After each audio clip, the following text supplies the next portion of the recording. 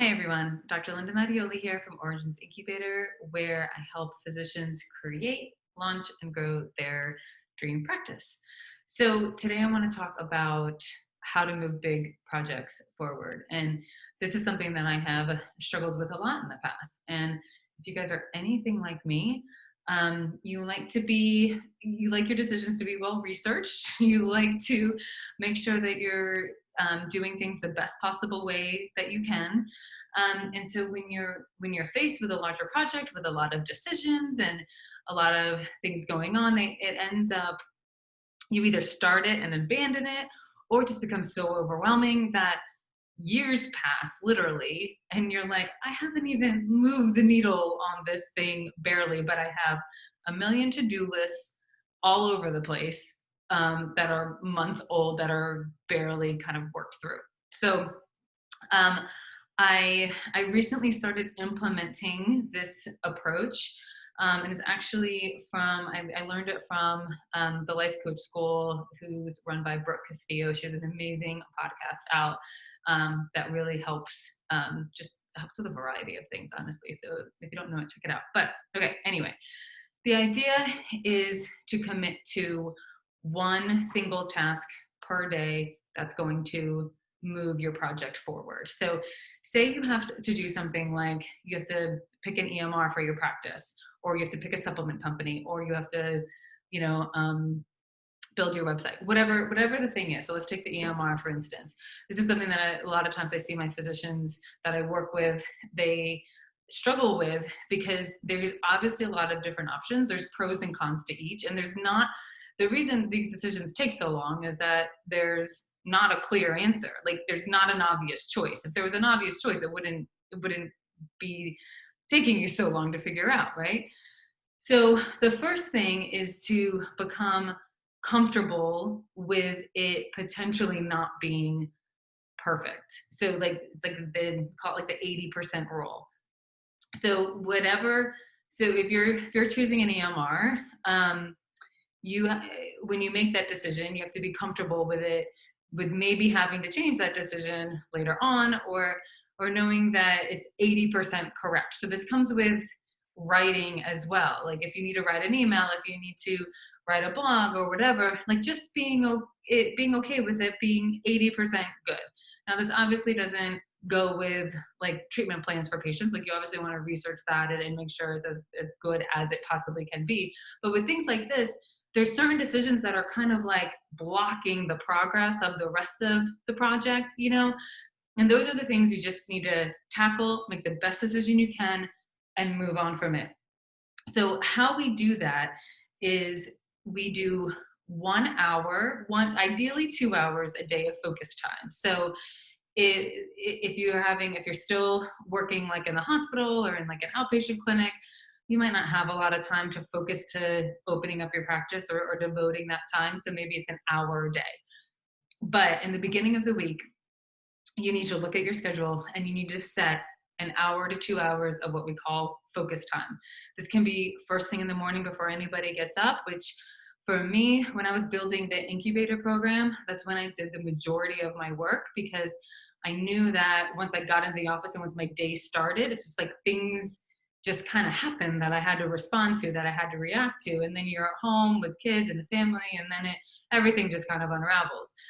So for me, from like 5 to 6 in the morning, that was when everything was quiet.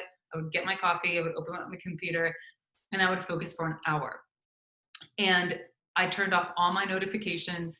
I made sure I didn't even look at my email. I didn't even look at my portal messages, because then I would start kind of doing that.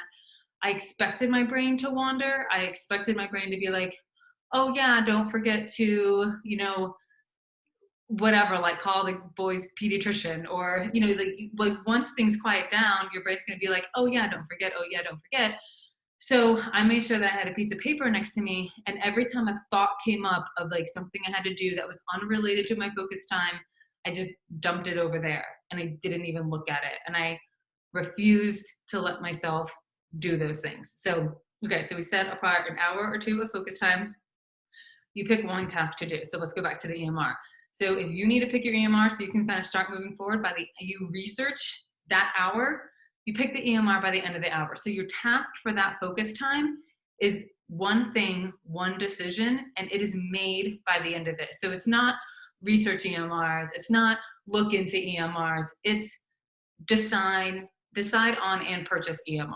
You know what I mean? It's like the completion of the task is done. Um, so, and that goes on for like, if you're creating a PowerPoint for a talk or whatever, like just allowing yourself those 1 to 2 hours to just like really get deep. Because what even though our brains are really good at multitasking is just not where you get really great work done. Your brain needs to focus on that one thing and complete it, and then you can actually move on.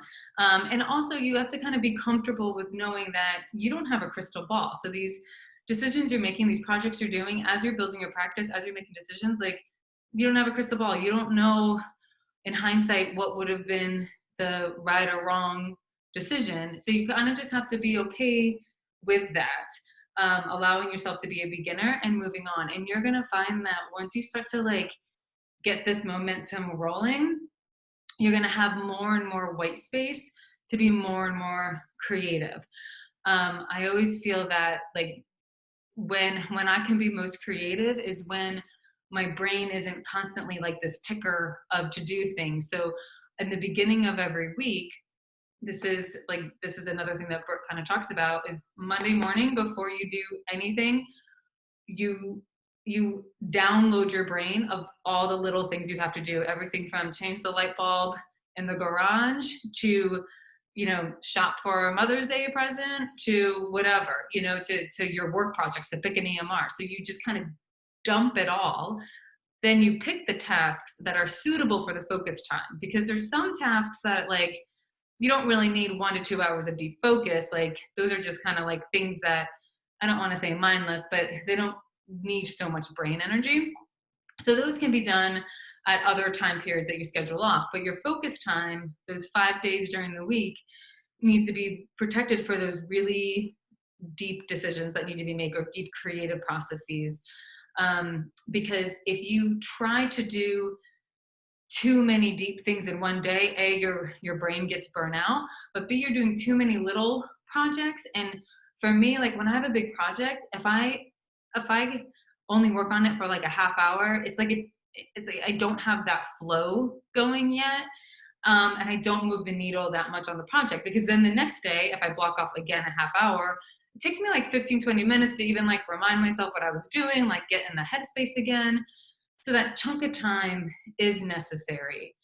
So if you only have a half hour one day, use that half hour to like, you know, attack the other to-do list, like that other kind of like cluttery stuff that takes you like 5 minutes to do this and pay this bill and whatever. Like use that time to do that, and then reserve your 1 to 2 hours to really do some deep work. So that is the power of one task per day.